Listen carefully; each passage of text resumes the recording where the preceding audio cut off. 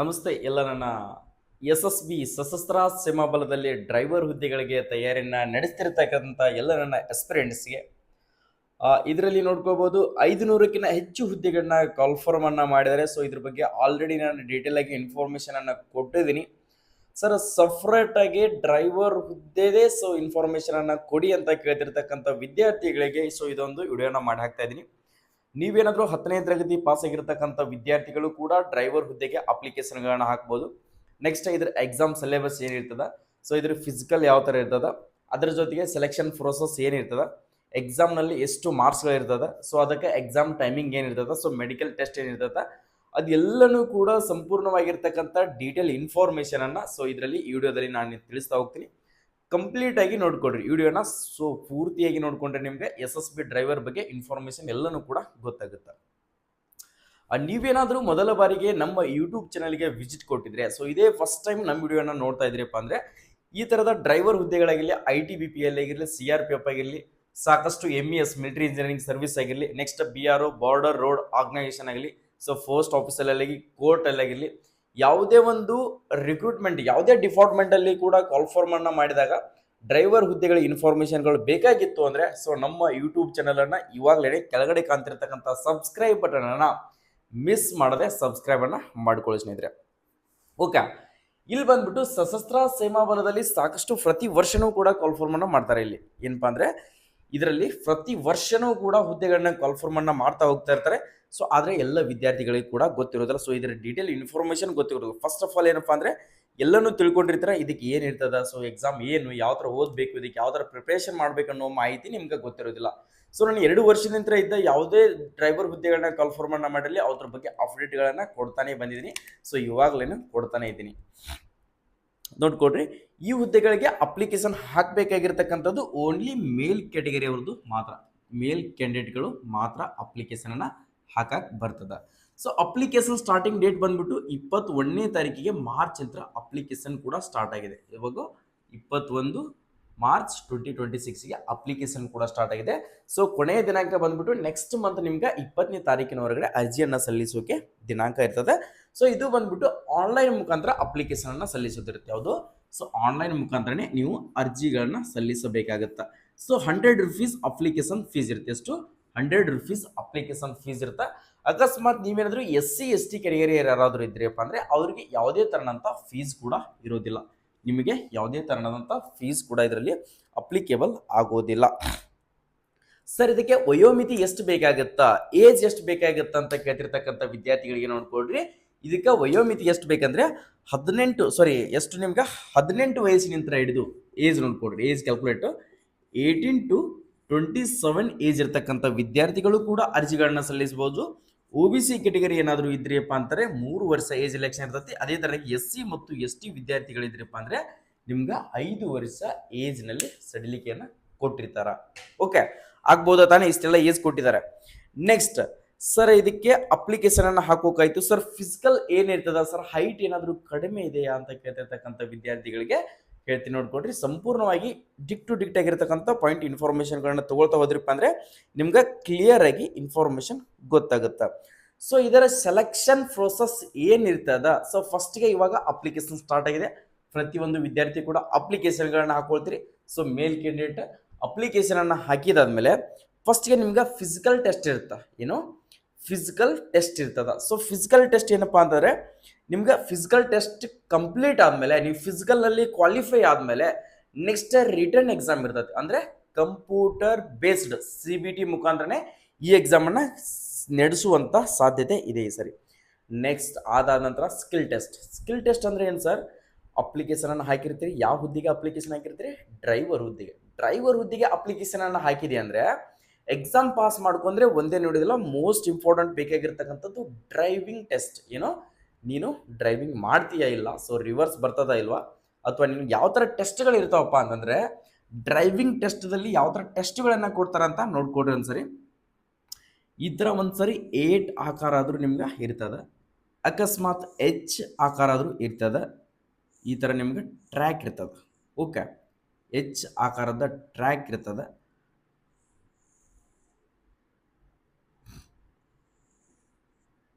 Okay, ಈ ಥರ ನಿಮ್ಗೆ ಟ್ರ್ಯಾಕನ್ನು ಕೊಟ್ಟಿರ್ತಾರೆ. ನೆಕ್ಸ್ಟ್ ಅದರ ಜೊತೆಗೆ ರಿವರ್ಸ್ ಎಲ್ ಪಾರ್ಕಿಂಗ್ ಇರುತ್ತೆ. ಯಾವ ಥರ? ರಿವರ್ಸ್ ಎಲ್ ಪಾರ್ಕಿಂಗ್ ಇರ್ತದ. ಓಕೆ, ಈ ಥರ ಬಂದು ನೀವು ಇಲ್ಲಿ ರಿವರ್ಸ್ ಎಲ್ ಪಾರ್ಕಿಂಗನ್ನು ಮಾಡಬೇಕಾಗುತ್ತಾ.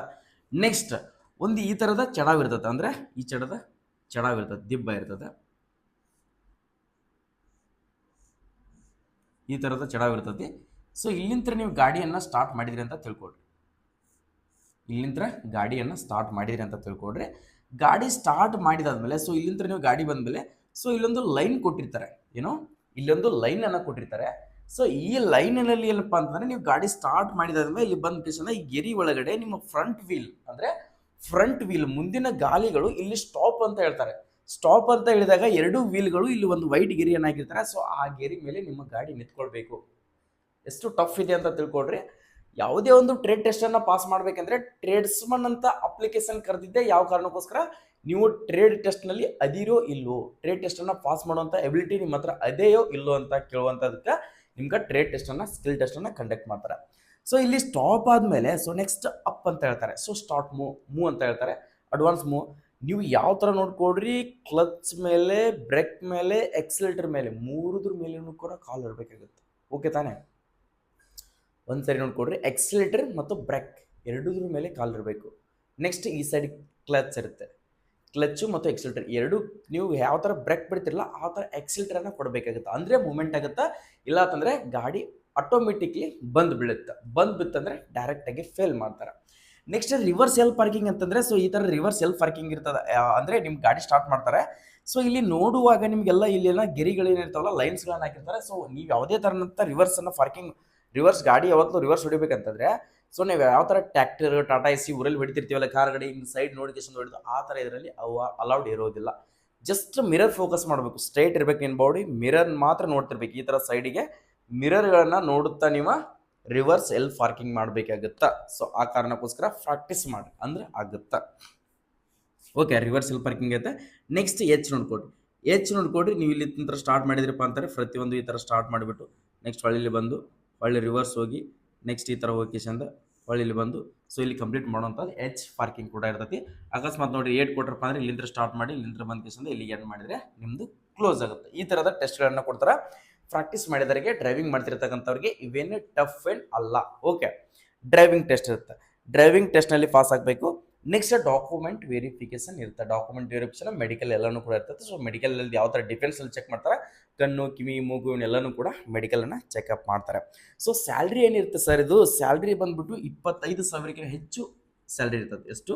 25,000 ಅಬೋವ್ ನಿಮಗೆ ಸ್ಯಾಲ್ರಿ ಕೂಡ ಇದರಲ್ಲಿ ಅಪ್ಲಿಕೇಬಲ್ ಆಗುತ್ತೆ.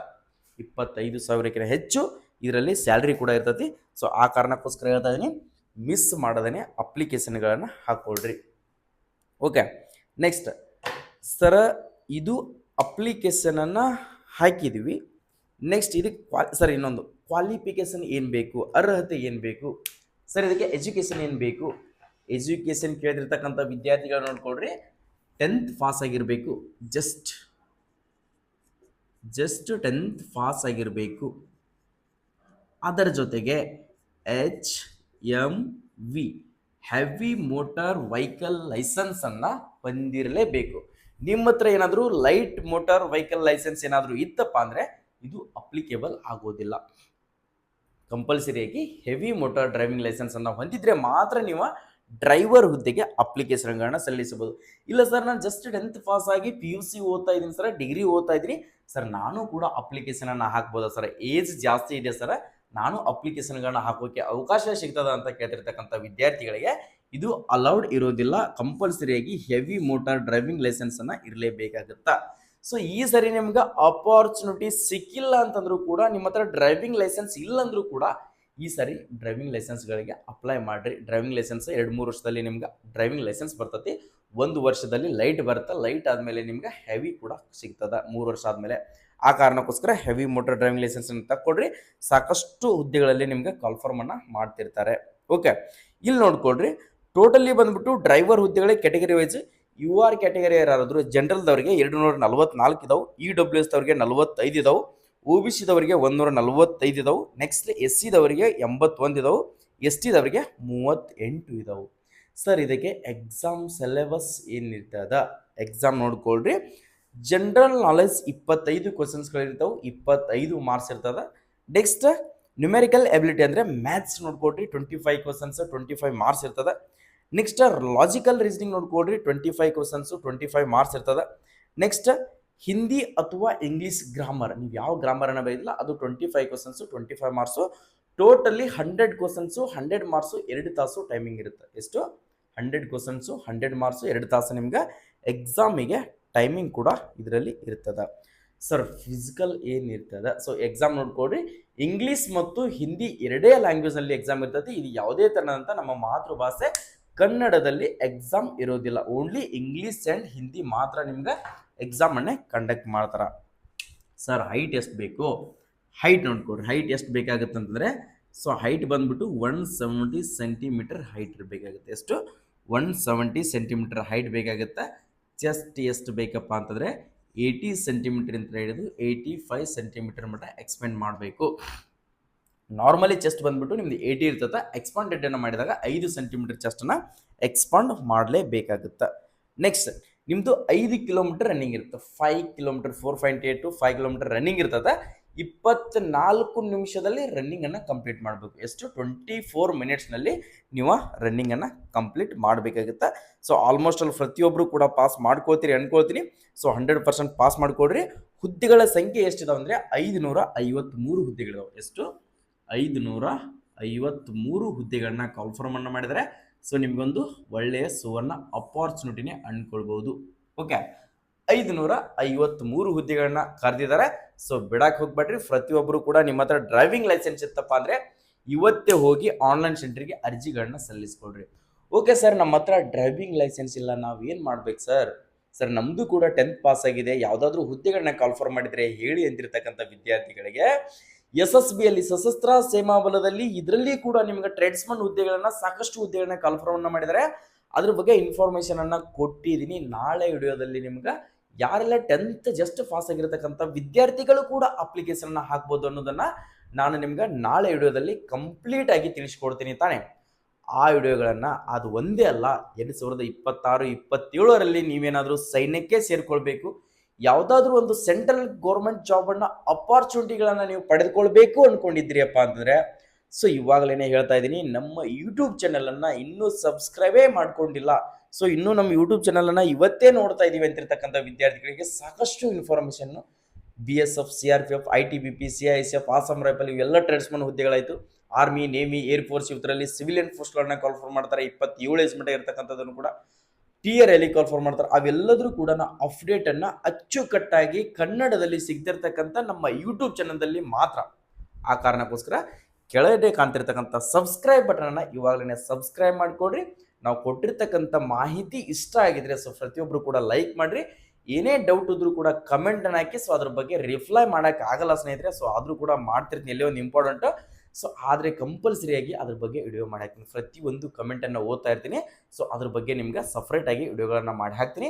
ಸೊ ನೀವು ನಮಗೆ ಎನಿ ಟೈಮ್ ಸಪೋರ್ಟನ್ನು ಮಾಡಿದರೆ ನಾನು ಎನಿ ಟೈಮ್ ನಿಮ್ಗೆ ಅಪ್ಡೇಟ್ಗಳನ್ನ ಕೊಡ್ತಾ ಹೋಗ್ತೀನಿ. ಸೊ ನಿಮ್ಮ ಸಪೋರ್ಟು ಜಾಸ್ತಿ ಬೇಕಾಗುತ್ತೆ ಸ್ನೇಹಿತರೆ. ಸೊ ಇದೇ ಥರ ಸಪೋರ್ಟನ್ನು ಕೊಡ್ರಿ. ಸೊ ಎಲ್ಲರಿಗೂ ಕೂಡ ಆಲ್ ದಿ ಬೆಸ್ಟ್, ಒಳ್ಳೆಯದಾಗಲಿ. ಜೈ ಹಿಂದ್, ಜೈ ಕರ್ನಾಟಕ.